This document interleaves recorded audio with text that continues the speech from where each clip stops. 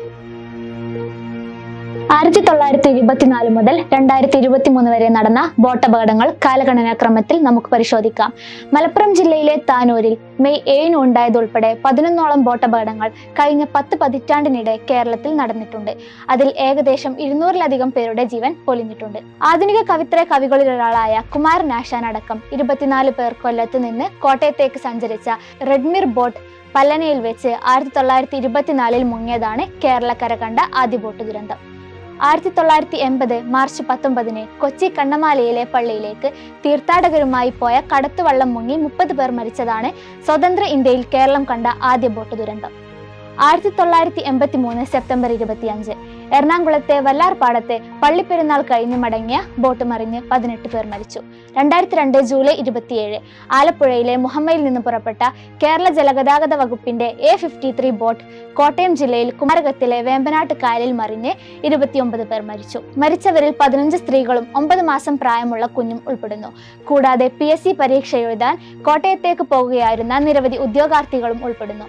Justice K Narayana Kurup അധ്യക്ഷനായ കമ്മീഷനാണ് അന്വേഷണം നടത്തിയത്. 2004 ഓഗസ്റ്റ് 30 കൊല്ലം തീരത്ത് 7 ബോട്ട് തൊഴിലാളികൾ മുങ്ങി മരിച്ചു. 2007 ഫെബ്രുവരി 20 സംസ്ഥാനത്തെ എറണാകുളം ജില്ലയിലെ പെരിയാർ നദിക്ക് സമീപം തട്ടേക്കാട് ചോർച്ചയെ തുടർന്ന് വെള്ളം കയറി 14 കുട്ടികളും 3 അധ്യാപകരും മരിച്ചു. സ്കൂൾ പിക്നിക് ദുരന്തമായി മാറി. പരമാവധി 6 പേർക്ക് കയറാവുന്ന ബോട്ടിൽ 61 യാത്രക്കാരാണ് ഉണ്ടായിരുന്നത്. ജസ്റ്റിസ് M പരീത് പിള്ള കമ്മീഷനാണ് അന്വേഷണം നടത്തിയത്. 2009 സെപ്റ്റംബർ 30 മുല്ലപ്പെരിയാർ റിസർവോയറിന്റെ ആഴമേറിയ ഭാഗങ്ങളിൽ ജലകന്യക എന്ന ഡബിൾ ഡക്കർ യാത്രാ ബോട്ട് മറിഞ്ഞ് 45 വിനോദസഞ്ചാരികൾ മരിച്ചു. 75 പേർക്ക് സഞ്ചരിക്കാവുന്ന ബോട്ടിൽ 80-ലധികം യാത്രക്കാരാണ് ഉണ്ടായിരുന്നത്. മൊയ്തീൻ അധ്യക്ഷനായ കമ്മീഷനാണ് അന്വേഷണം നടത്തിയത്. 2011 ഡിസംബർ 12 സംസ്ഥാനത്തെ ആലപ്പുഴ ജില്ലയിലെ കുത്തിയത്തോട് ബോട്ട് മറിഞ്ഞ് 2 പേർ മരിച്ചു. 2013 ജനുവരി 26 ആലപ്പുഴ പുന്നക്കാട് ഭാഗത്തെ ഷിക്കാര മറിഞ്ഞ് 2 പേർ മരിച്ചു. 2023 മെയ് 7 മലപ്പുറം ജില്ലയിലെ താനൂർ പ്രദേശത്തെ തൂവൽ തീരം ബീച്ചിന് സമീപമുള്ള അഴിമുഖത്തിന് സമീപം ബോട്ട് സവാരി നടത്തുന്നതിനിടെ അറ്റ്ലാന്റിക് എന്ന ഡബിൾ ഡക്കർ മറിഞ്ഞ് 22 പേർ മരിച്ചു. ഇതാണ് കേരളം കണ്ട അവസാന ബോട്ട് ദുരന്തം.